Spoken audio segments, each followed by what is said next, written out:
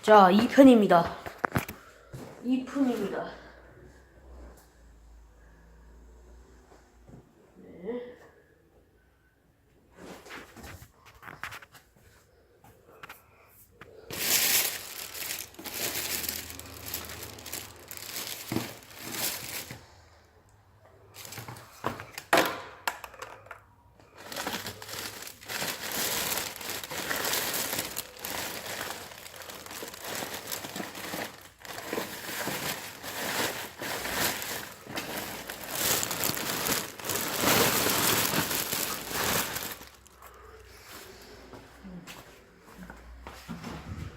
아, 이 새끼 씨발 미쳤나? 그냥 드라마를 보고 있는데 할머니 케이크 줘. 아 이거 고객님 이거 빨리 할게 이거. 알았어. 알았어.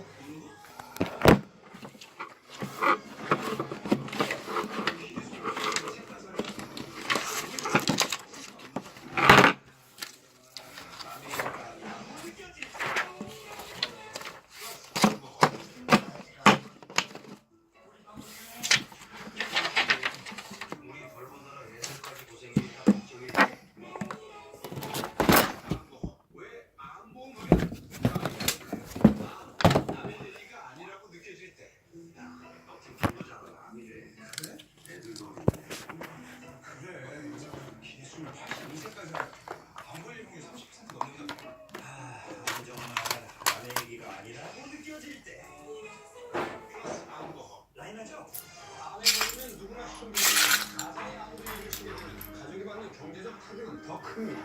최저임금만 해도 평균 식료비가 6,200만 원 정도. 무슨 수로 그 큰 돈을? 그래서 보장 금액부터 확인하는 게 직진해. 기본입니다. 라인하는 안정감에 양말부터 벗고 앞에 갔다 오자.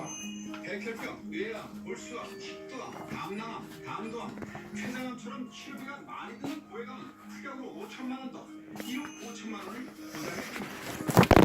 아 또 그리고 스타크래프트가 있는데 보여드릴게요.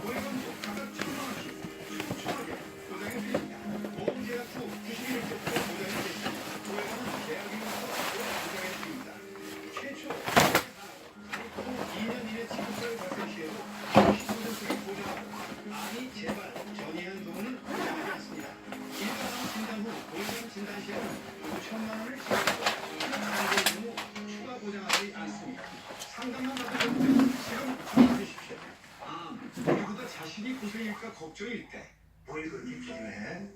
안봉은 몇 살까지 보장되나 보노라. 나한테 우리만 고생해. 하긴 우리 결혼하는 날까지 고생일 때? 플러스 안보 라인하죠?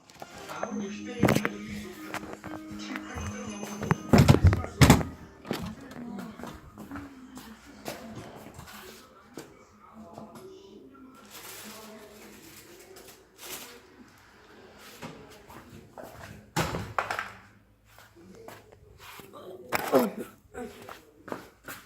옛날 때 이런 걸 많이 만들었어요. 근데 이제는 좀 시간이 지나다 보니까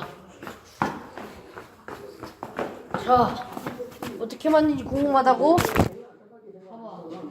학교에서 어떻게 만드는지 궁금해 본다고 해? 이걸로 만든다. 이걸로 만들었던 거. 그러면 잘라서. 돈이 없어서 이걸로 만들어요. 그냥 대단하죠? 박수도 돼요. 저 이걸로 만들어요. 이거 쫙 구웠다니까 학교에 이거. 끝나러 다 가져올 취미 이거 쉬는 시간으로 만드는 건데. 그러니까 아까 앞에서 지금 만드는 걸 보여드릴게요. 국민들이 올바른 게 아는 게 중요하다고 생각하고 그래서 말씀하신 건 저도 알아듣는 것이 어디든 답니다. 그다음에 아빠 꼴리기. 그쪽에 와서 또 한다고 했습니다. 왜냐하면 네. 이해야 되는 거 아닙니까? 제일 큰 피해는 사실 아이들이 그 다음에는 내 전화기 어디 있어? 전화기요. 그래서 사실 그 피해를 인해서 인정받는 사람이 누굽니까? 분실이 안 되고 할 겁니다. 그러면 이 건을 누가 엄마 전화기 어디 있어요? 이 건을 누가 이렇게 전화기! 내거나 나 요즘 아주 못해. 전화기 어딘지 아니? 뭐 줘? 근데 실제로 선생님 말씀하신 거예요. 감사 결과가 대부분을 정리하고 이거 하자. 그런 게 문제가 있는데 이걸 그렇게 온주민이 오해하도록 하는 거는 저는 이게 정말로 아 이거 먹으려면 시간이 필요하지. 전체적인 뭐 요리하는 점을 위해서 정치적 발전을 쓰고 있는 거다 이런 주장이신 것 같은데 과이가 잠깐만요. 위원장님 주장에 동의하십니까? 동의하기가 사실 어렵습니다. 이 일은 2015년도에 공무 조정실에서 사립 일정을 강화하면서 지금까지 3년 넘게 진행되고 있습니다. 그 정치적인 자 학교 수동 과일을 쓸게요. 자 우선은 제일 기초적인 걸 만듭시다. 이게 필요하고 있는데 개인 명품을 사고 성인용품을 사고 자 일단은 다리 도면부터 만들. 잘 안 보일 텐데 이거를 잘라야 돼요. 자르는 법부터 앞에서 한번 보여드릴게. B1을 잘라줍시다. B1을 잘라주고 보스터를 붙이면 됩니다. 저는 보도를 해줬으면 좋겠어요. 그러면 전체 퍼센트 중에서 좀 전에 이야기했는 모양과 그렇게 문제되는 부분에 대해서는 저희도 변경하고 싶지 않습니다. 그 부분에 대해서는 사죄를 드리고 처벌을 받아야 된다고 생각을 합니다.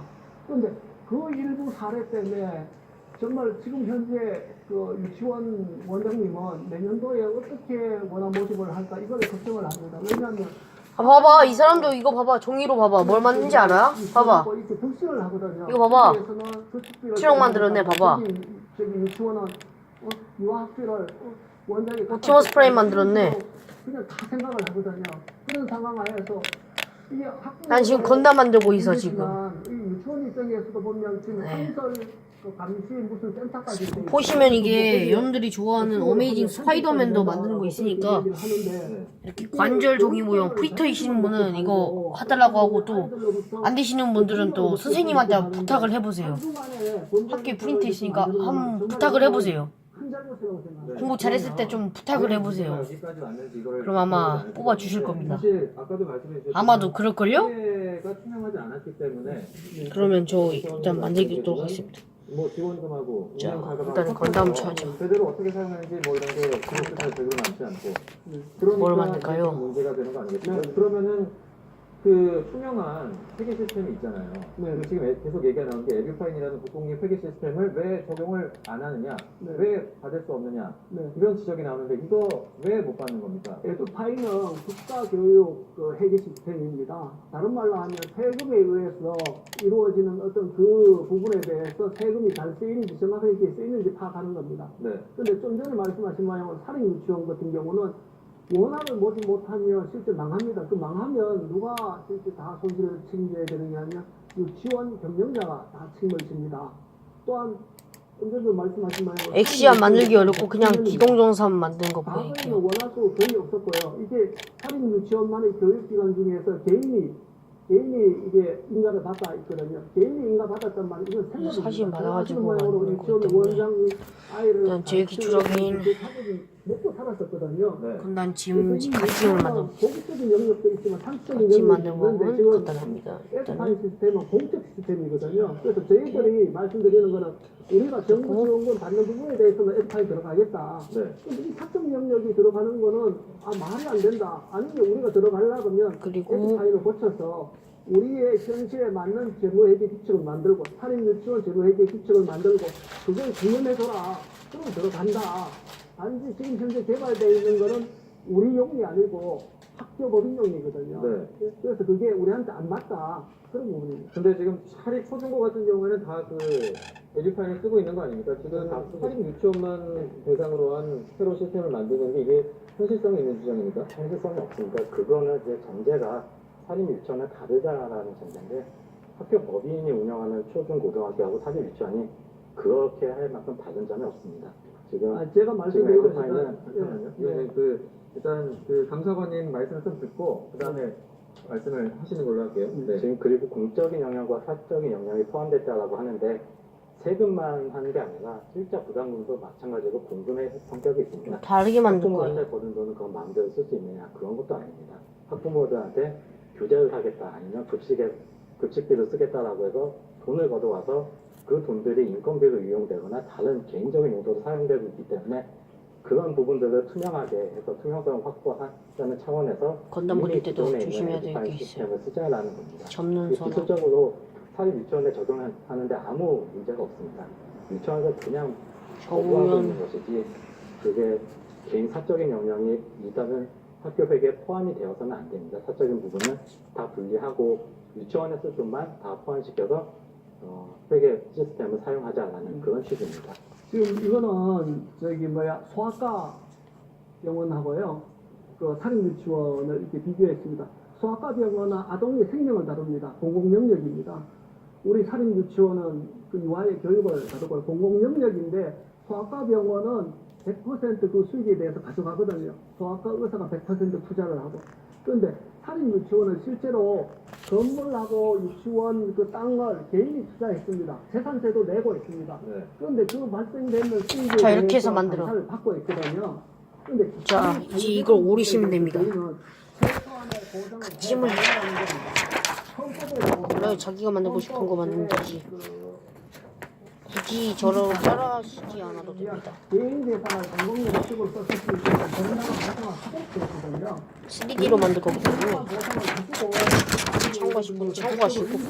보장된다면 지금 말씀하신 모양으로 안 들어갈 이유가 없습니다. 근데 이게 계속 얘기가 반복되는 것 같은데 오직 사유재산만 있는 게 아니라 커팅기가 있으면 잘라줄 텐데 지금 우리 집에 돈이 없기 때문에 그래서 필름으로 하는 거예요. 그런 부분에 대해서는 저희는 동의를 합니다. 당연히 세금을 들어왔는데 감사를 안 아빠가 받겠다. 잘 건담을 사주는데 건담이 돼가지고 지금 여기에 보면 힘으로 그냥 만드는 거예요. 원화 한 명하고 국민유치원 원화 한 명에 세금이 투입되는 게 어떻게 되느냐면 국민은 98만 원입니다. 사립은 31만 원이에요. 근데 이쪽을 공립하고 그리고 사립하고 차이가 있는 게 고 아니라 공립에는 아이들이 많이 올립니다. 왜냐하면 무료니까 학부모 부담금이 전혀 없거든요. 네. 사립은 평균 한 25만 원쯤 됩니다. 그런데 유아교육법에 의하면 우리나라 유아교육은 국가의 책임을 지도록 돼 있어요. 이 부분만 빽빽 완성. 들어가줘라. 그래야 이렇게 만들어. 된다. 저희는 궁극적으로는 사실은 정부에서 유아 한 명당 예를 들면 50만 원, 50만 원 다 지원하기를 원합니다. 네. 모든 학부모한테. 네. 그래서 학부모가 집에서 아이를 키우죠. 아니면 공부를 테이프를 보내든 붙여야 되는데 사립을 보내든 그거는 아이에 대한 교육 선택권은 학부모한테 주자. 테이프 있음? 국가는 국민들의 유아 교육비를 경감하기 위해서 테이프 있어요? 지원할지언정 그 아이한테 어떤 교육을 받을지에 대해서 네. 강제하거나 아니면 희생적인 교육을 하는 아빠 것은 테이프 있어요? 미래 4차 산업시대는 적당하지 않다. 없어요? 이렇게 생각을 합니다. 조금 전에 없으면 안 되는데? 말씀드렸지만, 그러니까 강사가 왜 그동안 잘 안 됐을까? 감시감도 좀 잘 됐으면 뭐 이렇게까지 안 왔을까 이런 생각도 드는데 강사님 실제로 지금 활동을 하고 계시니까 뭐 현장에서 감사나 감독을 하는데 좀 어려움이 있다 이런 게 있습니까? 지금 가장 큰 어려움은 처음부터 교육청에서 왜 사립 유치원을 감사를 하냐, 감사 권한이 없다라고 해서 지금 소송도 진행되고 있습니다.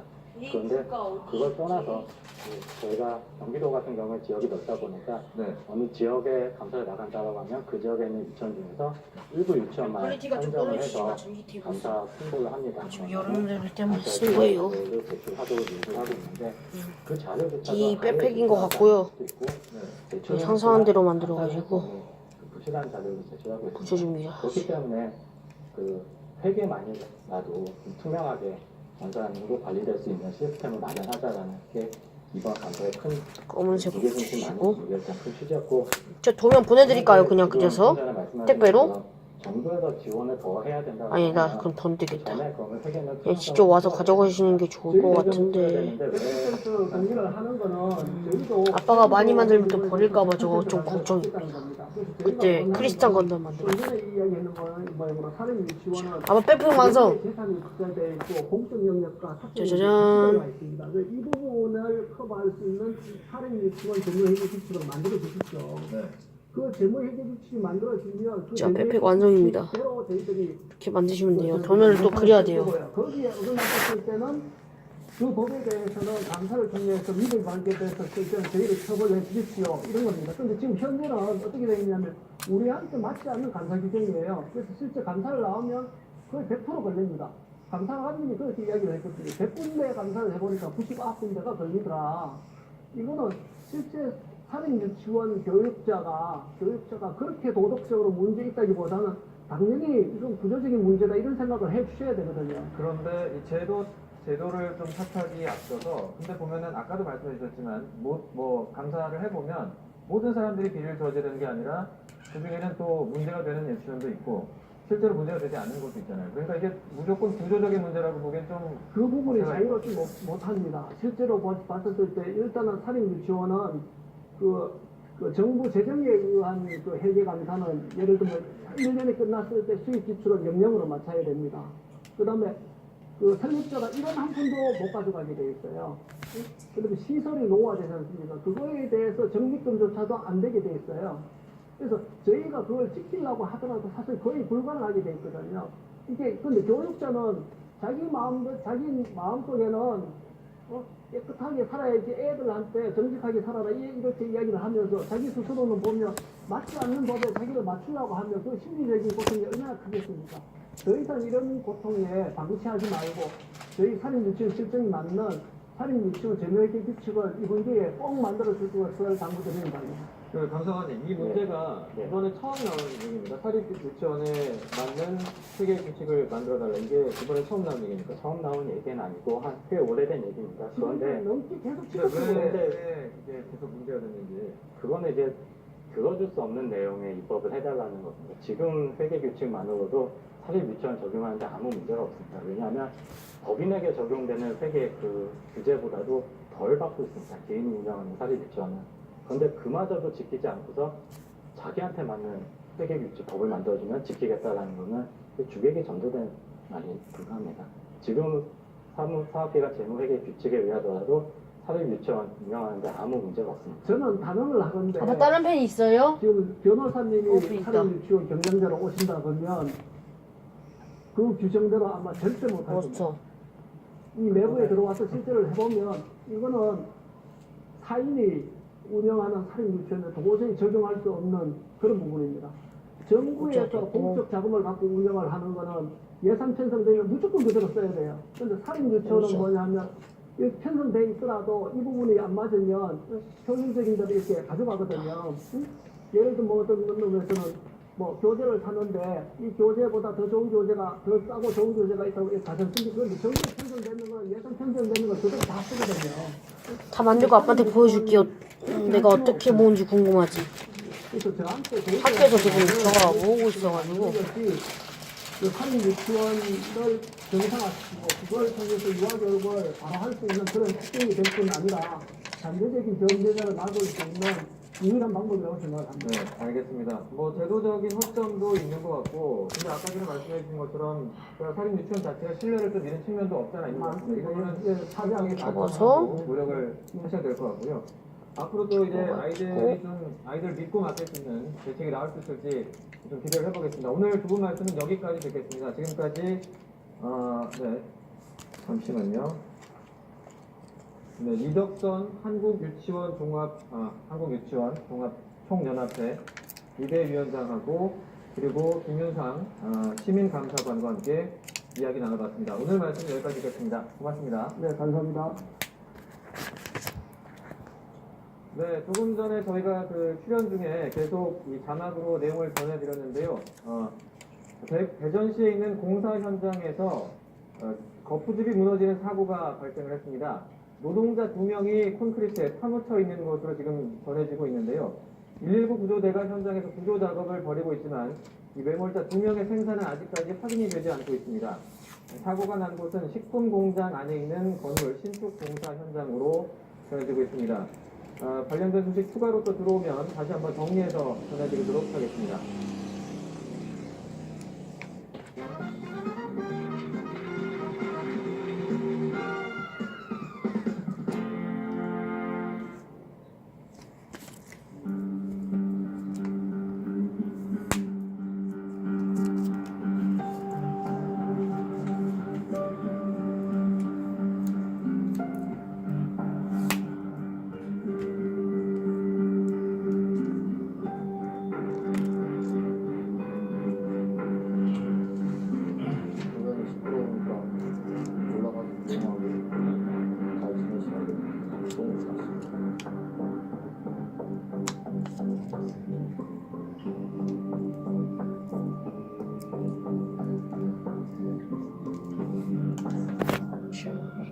받으시고 합체하세요.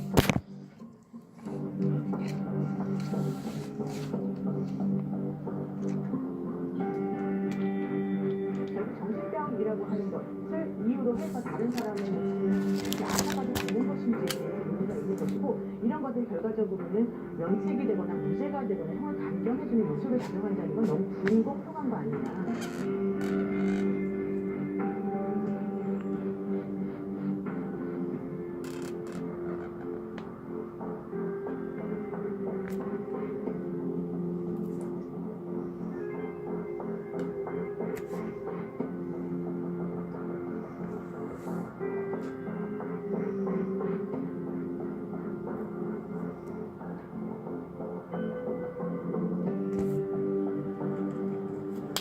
제가 잘못을 했다고 생각하기 때문에 뒷값을 치러야 한다고 생각합니다.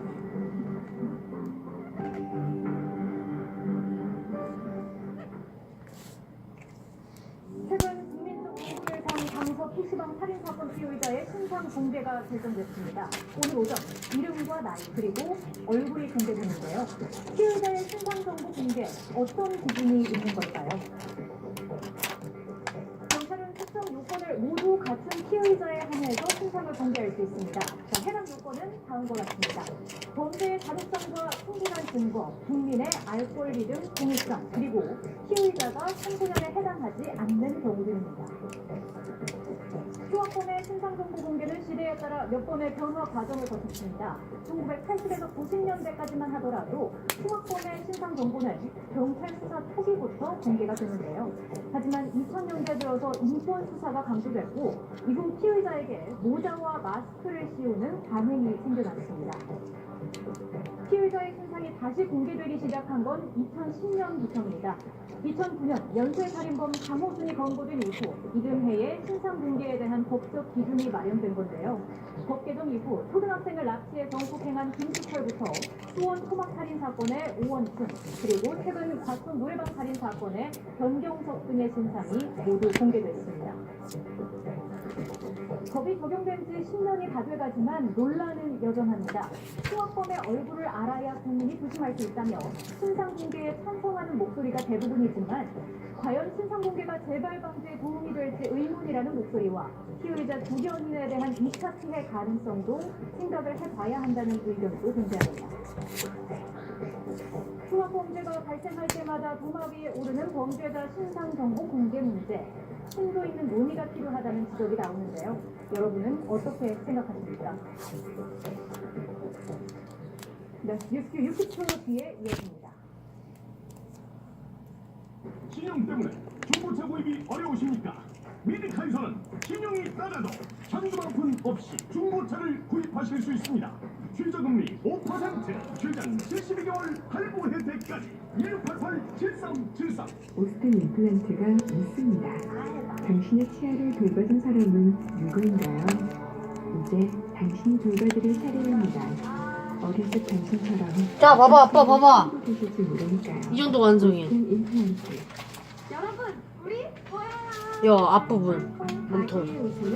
어때? 우리 집 멍멍이를 근데 앞부분 다 완성됐습니다. 이렇게 완성하는 거예요.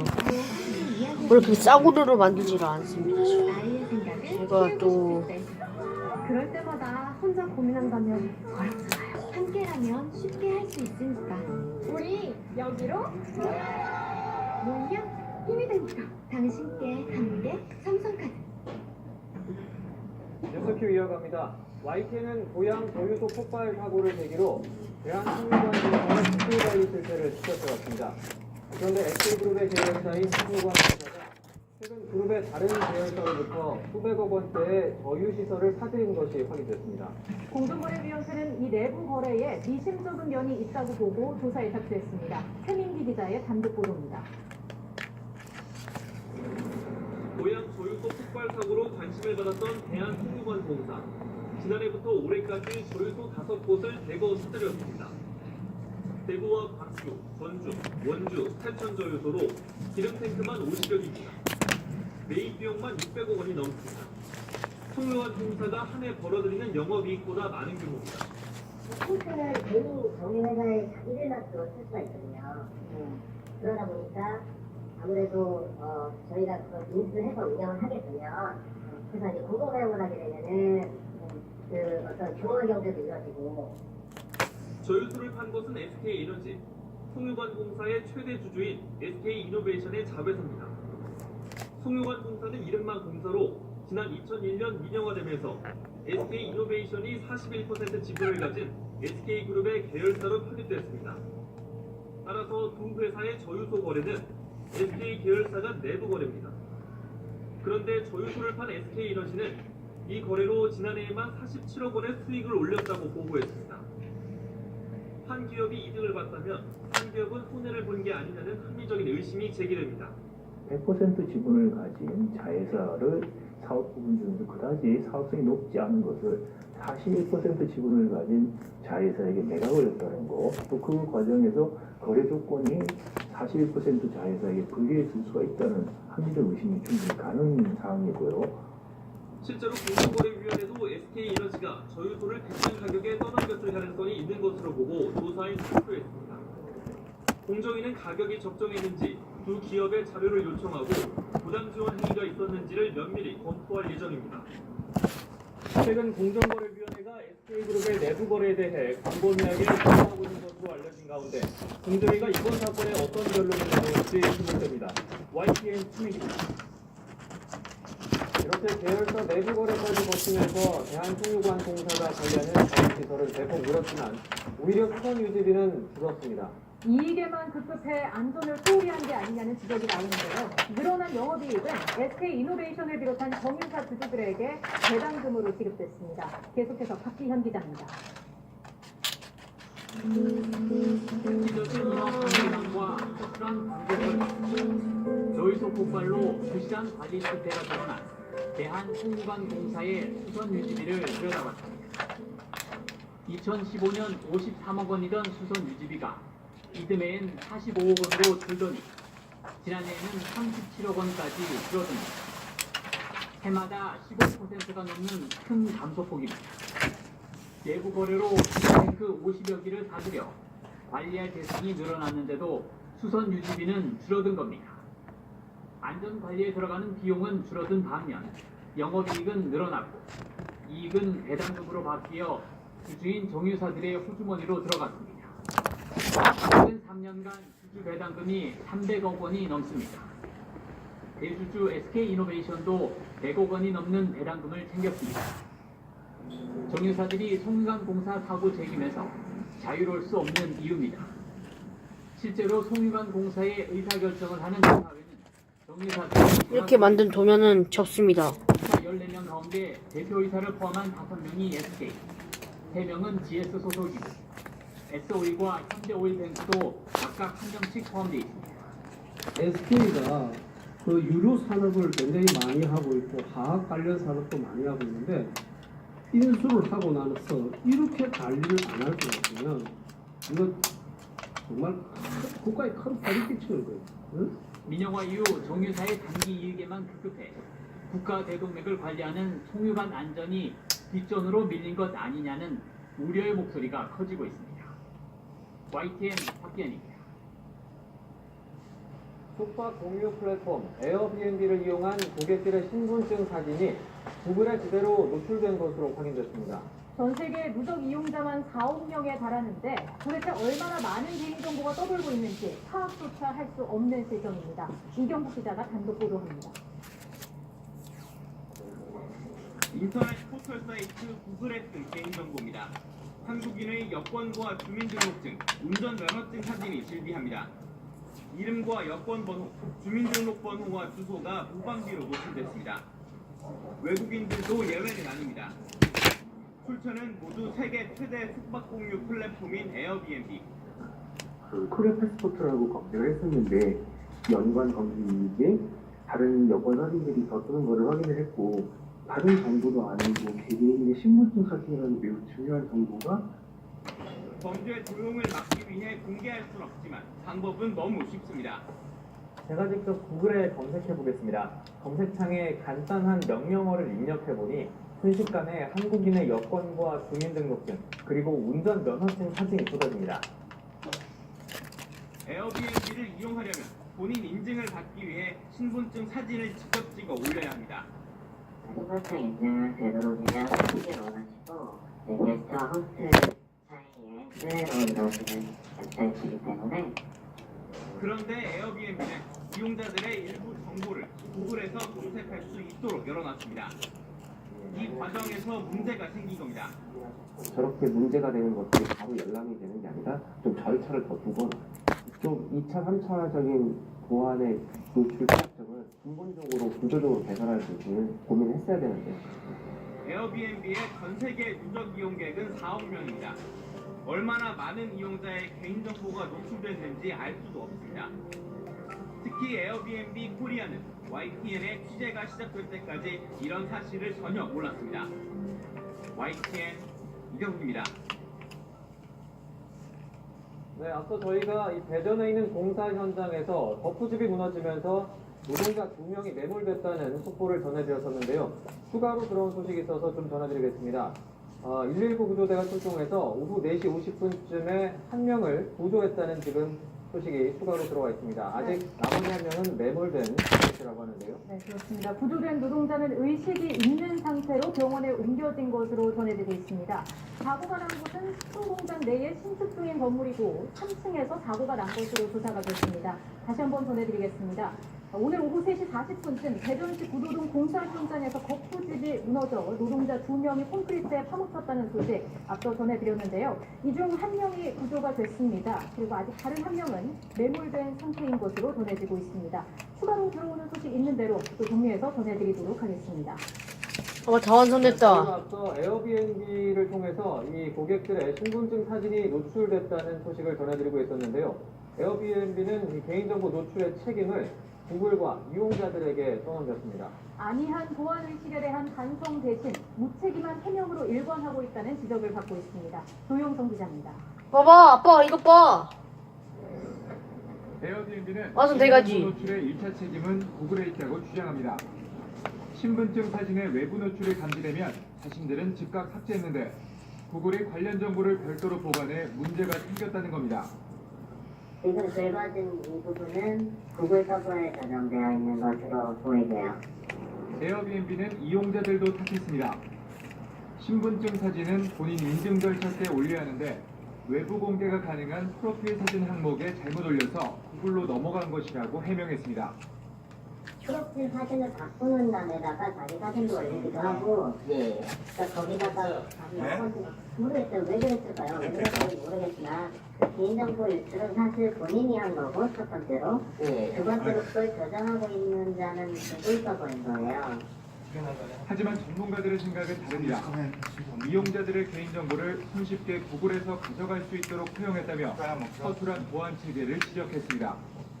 검색되지 않도록 사실은 여러 가지 건담이요. 의미가 에어비앤비에 있거든요. 그럼에도 불구하고 봐봐, 건담 몸통 완성. 이거 완성. 뭐 구글하고 돈이 없어서 필름으로 만든다. 가오 있지 아빠. 반복되지 않도록 해야 되는데 여러분들 이게 몸통 완성이에요. 에어비앤비가 주요 정보에 대한 검색을 막아놓지 않아 이게 몸통 완성인데 공을 에어비앤비로 넘겼습니다. 빨리 만들게요. 이게 몸통이 완성된 겁니다. 관련된 모든 신분증 사진을 삭제했습니다. YTN의 취재가 시작된 지 사흘 만입니다. 보안 따라서 만든 거. YTN 조용성입니다. 금융권에서 돈을 빌린 3명 가운데 1명은 2년 동안의 수입을 모두 상환하는 데서도 빚을 다 갚지 못하는 것으로 나타났습니다. 더욱이 과도한 대출 상황이 갈수록 심화되고 있습니다. 박성호 기자가 보도합니다. 여러분들 이거 절대 하지 마세요. 금융기관 대출 상대 돈을 빌리려는 사람들의 발길이 이어지고 있습니다. 하지만 원금과 이자를 갚는 것은 늘 부담스럽기 마련입니다. 개인 소득에서 세금, 이자, 건강보험 등 비소비 지출을 쌓고 남는 처분 가능 소득에 비해 빚이 더 빠르게 증가할 때는 더욱 그렇습니다. 소비에 직접 쓸 수 있는 자금이 가계부채 규모와 비교해보면 그 비율이 지난 2014년에는 136%였지만 올해 2분기에는 160%로 크게 올라갔습니다. 나아가 소득과 비교해 가계 빚이 과도해지는 현상은 더욱 심화하고 있습니다. 금융 부채가 처분 가능 소득의 200%가 넘는 가구의 비중은 지난 2014년 28%에서 지난해 32.9%로 높아졌습니다.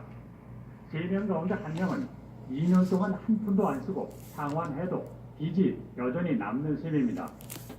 반면 처분 가능 소득 대비 금융부채 100% 이하는 2014년 52.6%였지만 이듬해 50% 아래로 떨어졌고 지난해에는 45.9%까지 내려갔습니다. 한미 간 기준금리 역전 속에 우리나라 기준금리가 인상되면 금융부채가 많은 가구 등의 타격이 우려됩니다.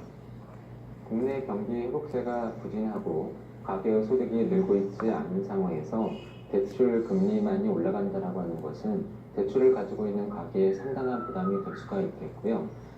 이와 관련해 한국은행도 국정감사 자료에서 소득 대비 대출이 많거나 변동금리 대출 비중이 높은 취약계층, 중소기업, 자영업자 등에는 이자 부담이 가중될 수 있다고 밝혔습니다. YTN 박성호입니다. 서울에서 올해 입주를 시작한 새 아파트 가격이 분양가보다 평균 5억 원 오른 것으로 분석됐습니다. 민주평화당 윤영일 의원이 서울시에서 받은 자료에 따르면 올해 입주한 100가구 이상 신축단지 13곳이 분양가보다 평균 5억 원가량 올랐습니다. 이 가운데 서초구 잠원동 신반포자이 단지가 지금 시세로 따져서 상승폭이 가장 높았습니다. 신반포자이는 지난 2016년 84제곱미터 분양가가 14억 원이었는데 현재 24억 7,500만 원으로 10억 7,500만 원이 뛰었습니다.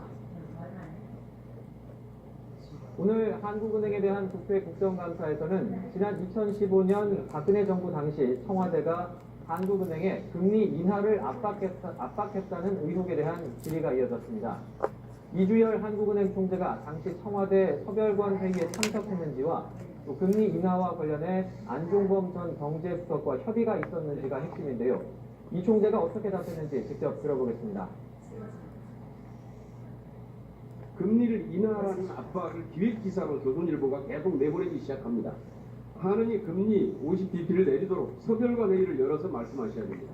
안종범 수석에게 이렇게 주장을 했고 그래서 청와대에서 서별관 회의가 열렸습니다. 이 서별관 회의에는 총재님께서 직접 참석하셨습니다. 2015년 2월, 3월에 서별관 회의는 저는 참석을 하지 않았습니다. 한국은행에서 누가 참석을 해요? 참석을 안 했습니다. 서별관 회의는 총재가 하는 자리입니다. 저는 그 문자 메시지 난 거를 저도 어제 뉴스를 보고 알았습니다. 저는 사실상 금시초문의 일이었고 그 사람들이 자기네끼리 어떻게 주고받았을지는 몰라도 그때 금리와 관해서는 거기 나오는 안종범 부석하고 협의한 적이 전혀 없습니다. 문재인 대통령은 유럽 순방 기간에 비핵화를 촉진하는 수단으로 대북 제재 완화 같은 전인책이 필요할 때라는 입장을 공식화했습니다. 일부에서는 미국보다 너무 앞서간 것 아니냐는 지적도 나오고 있는데 청와대는 오히려 미국을 도와준 것이라며 이른바 엇박자론을 일축했습니다. 신호 기자가 보도합니다. 문재인 대통령은 유럽 순방 기간 내내 북한의 비핵화를 앞당길 국제사회의 상응 조치를 언급했습니다.